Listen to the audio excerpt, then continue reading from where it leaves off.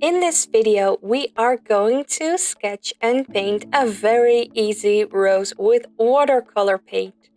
This is going to be a very quick and short tutorial video, and I'm sure that even if you are a very beginner, you will be able to follow along.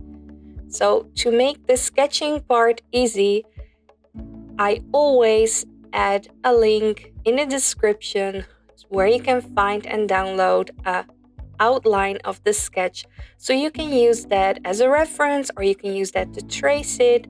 And if you need to, of course, you can always pause the video or go back and forth a couple of times to see how I'm doing the sketching, but I really suggest that you use that reference for that as well. Now, once you have your outline, of course, the practicing you can do on cheap printer paper, and then when you feel confident, you can go to your watercolor paper. Always use an HB pencil to draw the sketch on your watercolor paper. And then what I prefer to do is to use a kneading eraser to lift off the excess pencil of the paper. And then once you've done that, you are ready to paint in your outline. It's just like a coloring sheet, and you grab your watercolor paints and you just paint it in.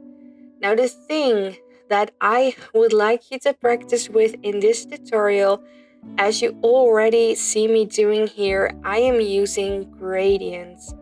So what that means is that I'm using the wet on wet technique, and I paint in those areas with a color, and I'm using a pink color to start with at one point, and I'm using clean water to blend it down, and then pick another color and paint it, just put it in there, and then I let the watercolor do the blending itself on the paper.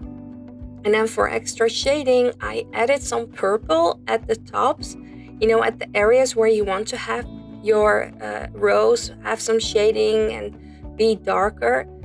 And I added some yellow in the bottom as well, and this makes a really nice, beautiful gradient. And you see me doing that with the greens as well.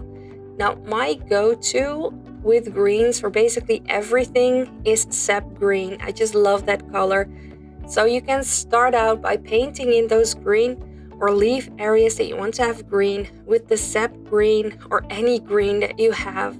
And then make sure that while the paint is still wet, you drop in more pigment, you drop in other green colors as well. So I like to use some aqua green, I like to use some yellow, and last but not least, I like to use some very dark green as well for shading. And this is just a very quick and easy tutorial, so maybe it went really fast. Just watch it back a couple of times, and I really hope that you enjoyed this.